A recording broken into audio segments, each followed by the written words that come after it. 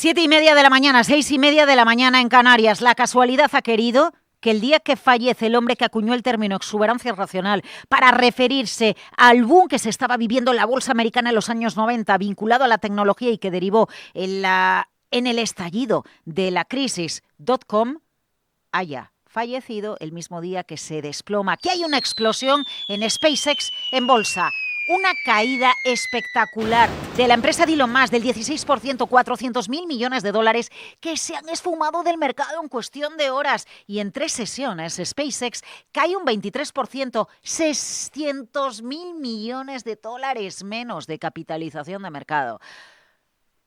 Quizás el problema es que nos hemos acostumbrado con tanta facilidad a hablar de millones arriba, de millones abajo, que solo eso es síntoma de que algo raro está sucediendo con el mercado. Sell-off tecnológico. En el caso de SpaceX no nos coge por sorpresa, porque la subida fue tan vertical que entendemos, estamos preparados para una caída espectacular como la de las últimas horas. Lo más sorprendente es que otro gigante tecnológico, Alphabet, en el sell-off de la tecnología vivido este lunes por la tarde en Wall Street, se haya metido una caída del 5%, porque en Alphabet no es tan habitual, es la mayor caída en más de año y medio. ¿Qué pasa con este gigante tecnológico dueño de Google y dueño de YouTube? ¿Estamos asistiendo simplemente a un recorte, ya saben, sano de la tecnología después de tantas subidas o hay algo más? Bueno, tenemos muchas preguntas hoy en el mercado, ¿eh?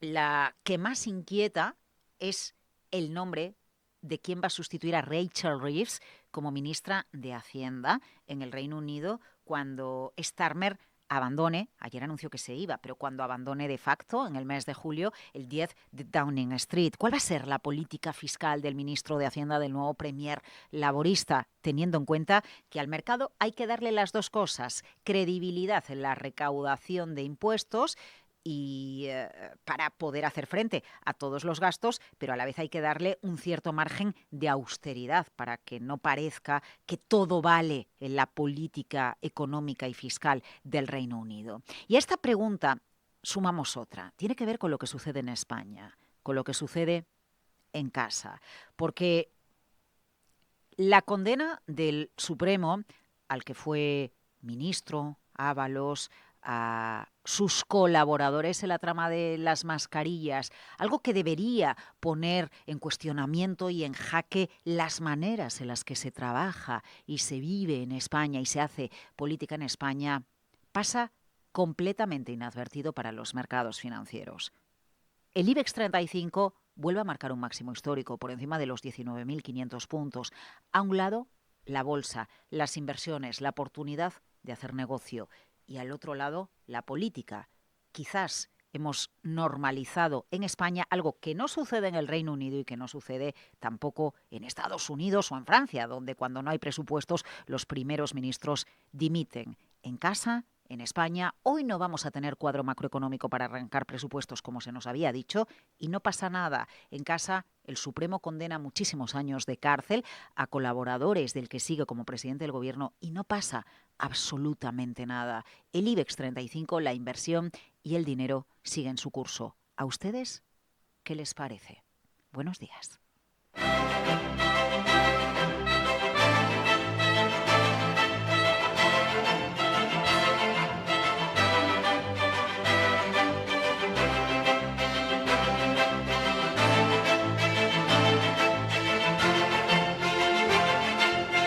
Capital, la bolsa y la vida. Laura Blanco. Muy buenos días. SpaceX explota en bolsa. 16% de caída en una jornada. 400.000 millones de dólares fuera. En 3 jornadas, 23% de caída. 600.000 millones de dólares fuera.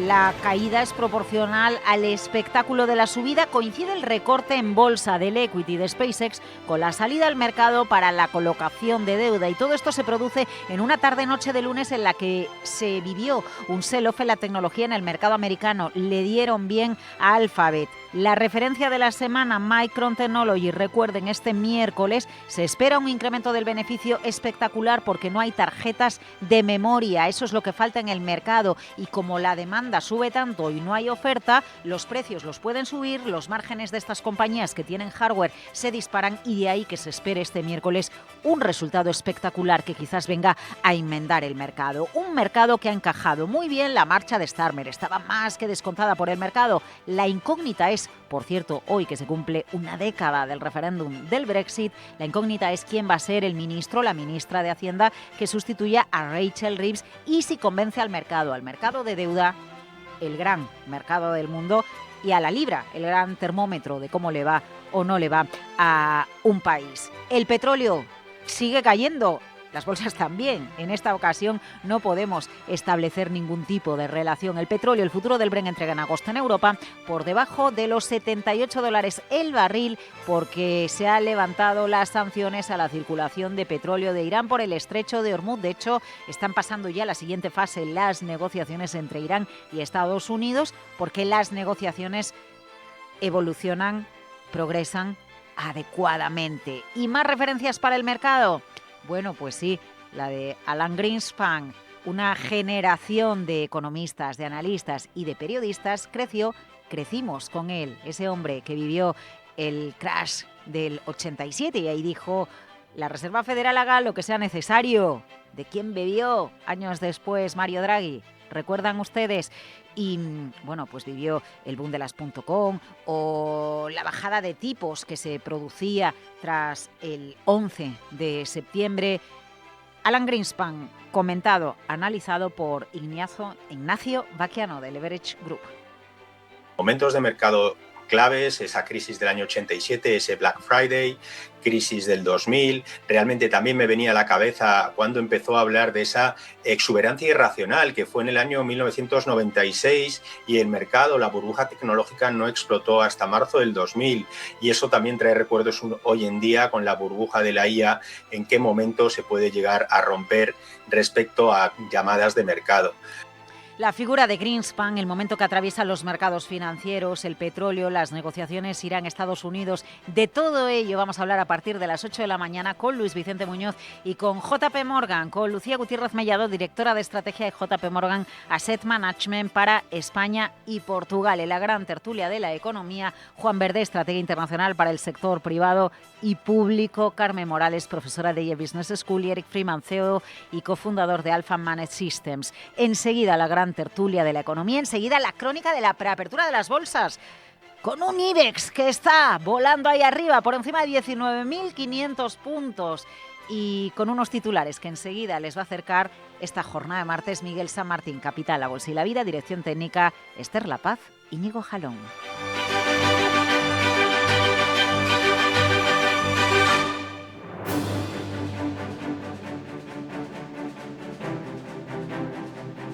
Las noticias capitales.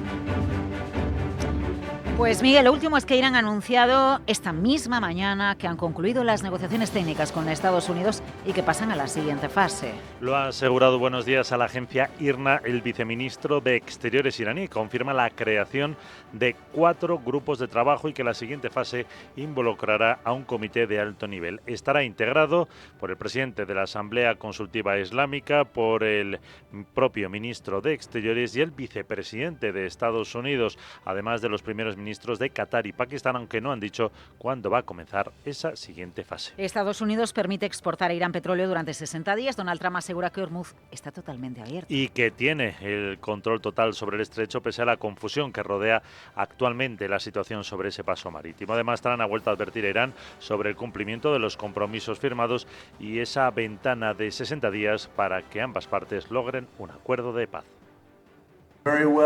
Nos va muy bien con respecto al estrecho de Hormuz. Ayer recibimos más petróleo del que jamás hayamos pasado por el estrecho. Probablemente ya vean eso. Tenemos un surtidor de petróleo. El estrecho está totalmente abierto, ustedes lo saben, y estamos negociando. Veremos cómo va todo eso, pero tenemos dos cosas. Tenemos un estrecho abierto y tenemos un país que nunca tendrá un arma nuclear. Nunca jamás tendrá un arma nuclear. El vicepresidente J.D. Vance asegura que Teherán va a permitir la entrada de inspectores nucleares y establecer también mecanismos para gestionar gestionar los activos congelados en el extranjero, pero dice que no se van a liberar si no hay más avances en las negociaciones. En Europa, la Unión aplaza la cumbre prevista con el Reino Unido para el 22 de julio tras la dimisión del Premier Keir Starmer. El presidente del Consejo, Antonio Costa, señala que con él la Unión Europea y el Reino Unido abrieron un nuevo capítulo en sus relaciones y que había sido el primer líder británico en asistir a una cumbre del Consejo Europeo desde el Brexit, justo cuando hoy se cumplen 10 años del referéndum. Costa expresa su deseo de que el sucesor dé continuidad a ese buen camino. Starmer anunció, recordamos, su dimisión como líder del Partido Laborista y del primer ministro tras conocer que había perdido la confianza de su grupo parlamentario para seguir gobernando. El cambio está previsto el próximo 16 de julio. Y la patronal británica pide una transición rápida y ordenada en el país que necesita, dice, estabilidad, confianza y un cambio claro al crecimiento. La Confederación de la Industria Británica emitía un comunicado en el que reconoce que Starmer ha prestado un gran servicio al Reino Unido y agradece su liderazgo en un momento de retos significativos, sobre todo a nivel internacional. Pero eso sí, advierte de que los problemas económicos del país no van a desaparecer con el cambio. No se puede abordar el coste de la vida sin abordar el coste de hacer negocios, en alusión a las recientes subidas de impuestos que ha introducido el Gobierno. En nuestro país, ninguna referencia del presidente del Gobierno, Pedro Sánchez, a la condena del Supremo Ábalos a Koldo y Aldama. Vuelca su discurso en la economía, crecimiento y medidas económicas. Lo que busca ahora el Gobierno es el apoyo parlamentario para aprobar la extensión de las medidas anticrisis el próximo lunes. El presidente hacía ese llamamiento a los grupos políticos para que estén a la altura del momento y al servicio del país, para que apoyen ese nuevo decreto ley. El Consejo se tiene que adelantar al 29 porque el 30 ya caducan esas medidas. Asegura que el decreto beneficiará a todos. Ninguna familia, ninguna empresa, ningún autónomo, nadie va a quedar desprotegido ante los efectos de la guerra de Irán. Todo el tiempo que sea necesario pondremos los recursos del Estado para proteger a nuestros hogares, a nuestro tejido productivo, a nuestra industria, en definitiva, a la economía de nuestro país. No ha dado más detalles sobre las posibles medidas que incluirán fuentes de economía. Indica que trabajan en la definición de las mismas y que serán abordadas con los grupos parlamentarios. También el Gobierno puede presentar ese próximo lunes 29 el cuadro macro clave para la elaboración de presupuestos que estaba previsto para hoy. Y que se ha aplazado la presentación. Miguel, Italia se abre a que Alemania se sume al programa de cazas GCAP. Efectivamente, así lo ha dicho el CEO del Grupo Italiano de Defensa, Leonardo, después de que Berlín abandonara el proyecto europeo rival FCAS. Leonardo tiene participación del Estado y la entrada a Alemania sería compleja desde el punto de vista de la gobernanza y podría ralentizar el calendario, aunque aportaría, dice, beneficios industriales a largo plazo. Este programa es un proyecto para desarrollar un caza de sexta generación con entrada en servicio prevista para 2035. Además participan Reino Unido, Japón e Italia con sus principales empresas de defensa. Bueno, y hoy protagonismo para las matriculaciones en Europa. Recopilamos los datos. Suben las matriculaciones en la Unión Europea, Reino Unido y la zona de libre comercio de los países europeos. Suben tanto en el mes de mayo, más de un 3,5%, como en el acumulado del año, los 5 primeros meses de 2026. Ahí el incremento es superior del 4,5%. Sobre todo se disparan las matriculaciones de vehículos eléctricos o electrificados. ¿Dónde radica el problema? En que bajan en mayo las matriculaciones de los grandes grupos de automoción Volkswagen, Stellantis y Renault y se disparan a triple dígito. Atención, las matriculaciones de las grandes compañías chinas BYD, por citar alguna de ellas. Está inundando China, nuestro mercado, con sus coches, porque el europeo compra coches chinos, porque son más baratos en relación a la calidad, y no compra los vehículos europeos. ¿Cuáles serán las consecuencias industriales de estos datos que les estamos contando en Capital, la Bolsa y la Vida? Hoy veremos cómo cotizan las empresas de automoción, la crisis que atraviesan desde hace años tras estos datos.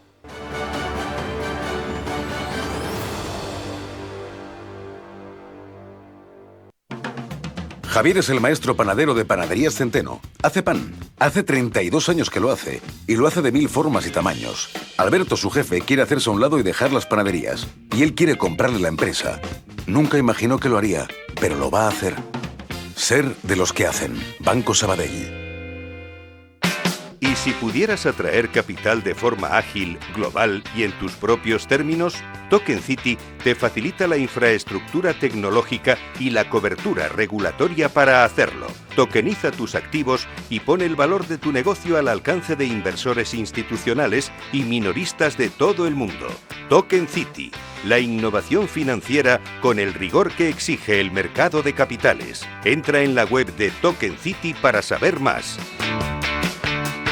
Agencia de Valores inscrita en CNMV con el número 334. Te invitamos a mirar al futuro. Llega la segunda edición de Future Urban Lab, una jornada para descubrir cómo la innovación, la inteligencia artificial y la gestión inteligente están transformando el entorno urbano. El 30 de junio, desde las 9 de la mañana, en el Colegio de Arquitectos de Madrid. Reserva tu plaza para asistir a la emisión en directo clicando en el banner de capitalradio.es. Tecnología, movilidad, sostenibilidad, inteligencia artificial, ciberseguridad. Future Urban Lab 2 en Capital Radio. Porque el futuro de las ciudades se piensa hoy.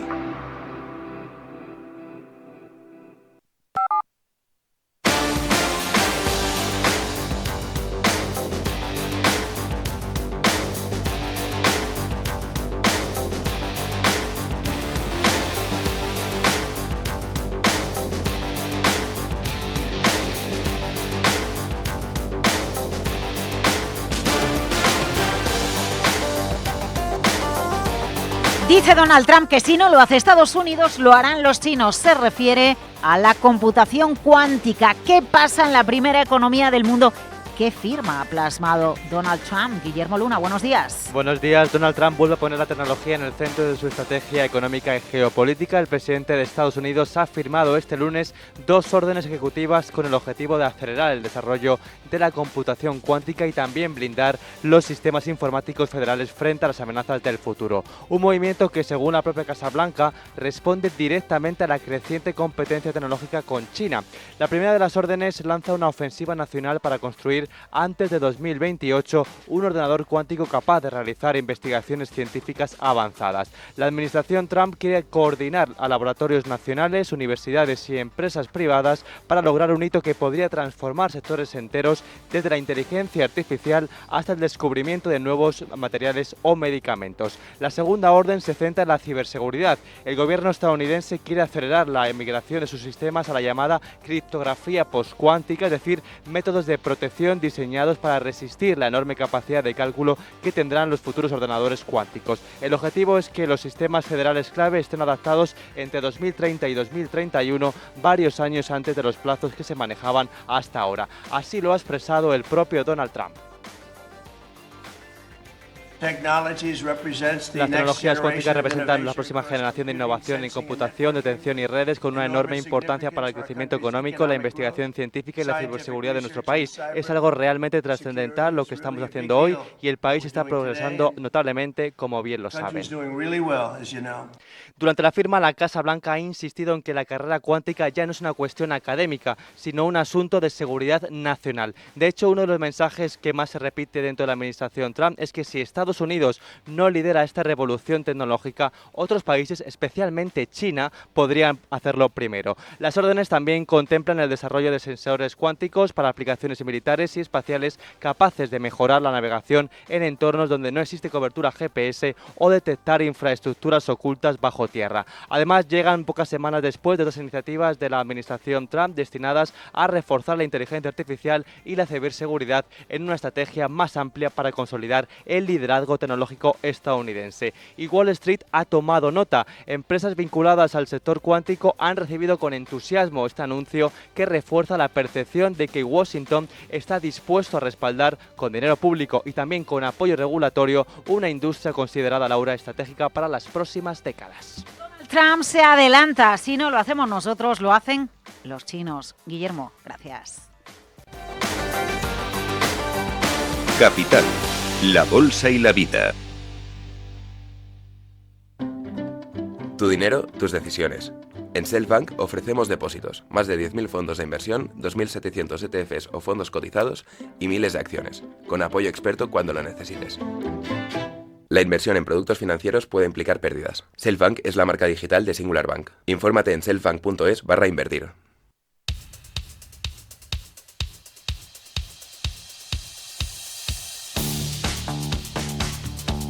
Capital, la bolsa y la vida. Laura Blanco. Tras la explosión de la tecnología en Wall Street, desplome de SpaceX, de Alphabet, llega la preapertura de las bolsas europeas. 1 hora, 11 minutos. Sandra Torrecillas, ¿qué color tenemos en el mercado? Pues un color rojo intenso, porque tenemos a los futuros con caídas que rondan tanto el del Eurostock 50 como el futuro del DAX el 1%. Recortes que vemos también en los futuros estadounidenses, especialmente en el futuro del DAX, que está bajando a esta hora un 1,6%. Europa, por tanto, se prepara para abrir con descensos, contagiada por el cierre en rojo de Wall Street y también por esa inestabilidad que hemos visto en la sesión de hoy en las bolsas asiáticas, con recortes del 7% para el Kospi de Corea del Sur, el yen cerca de sus niveles más bajos en 40 años, con esa amenaza de posible intervención, y a eso ha contribuido esa reunión online entre la ministra de Finanzas japonesa y el secretario del Tesoro estadounidense Scott Bessent para analizar las condiciones de los mercados financieros mundiales. Eso al menos es lo que han dicho. En el mercado español recordamos que ayer el IBEX 35 tocó máximos históricos y los analistas consultados por Capital Radio, como Álvaro Blasco, director de ATL Capital, consideran que hay sustento para seguir subiendo. Parece que todo nos lleva a pensar que las cosas van a ir adelante y por lo tanto yo creo que entre esa tranquilidad, entre comillas, geopolítica que podemos tener, más buenos resultados publicados por las empresas en el primer trimestre y buenos resultados en principio también que se prevén para este segundo, pues yo creo que hay un sustento importante para que nuestro mercado siga subiendo. En Reino Unido, tras la dimisión de Keir Starmer, los analistas ahora se centran en el futuro de la política fiscal del que previsiblemente va a ser su sucesor, Andy Burnham. Antonio Castelo, estratega de eBroker. El problema está en que, de alguna manera, el candidato, digamos, a presidir el gobierno británico, Andy Burnham, pues no ha dicho muchas cosas respecto a su plan económico, ¿no? Y hay cierto temor de que su llegada al poder dispare la emisión de bonos y el endeudamiento en un país que ya lidia con una pesada carga de deuda. Y ya tenemos relativamente reciente lo que pasó hace unos años. Y el petróleo Brent, que lo tenemos por debajo de los $78 el barril, después de esa bajada en las últimas horas por el anuncio de J.D. Vance de que el estrecho de Hormuz permanece abierto y que Estados Unidos ha eximido de sanciones a Irán.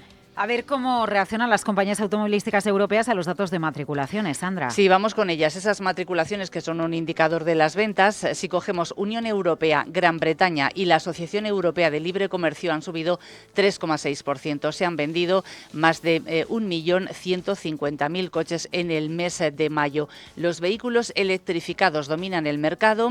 2/3 de todos los coches matriculados en el mes de mayo, con una fuerte caída en la venta de coches de gasolina y diésel, que han bajado un 19% cada uno.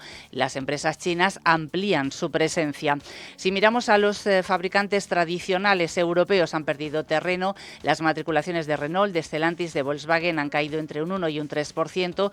Los chinos, en comparación, con ganancias sorprendentes. Por ejemplo, Leapmotor, en la que, por cierto, Stellantis tiene una participación, ha subido un 465% en el mes de mayo. Chery y BYD subieron un 244% y un 137% respectivamente.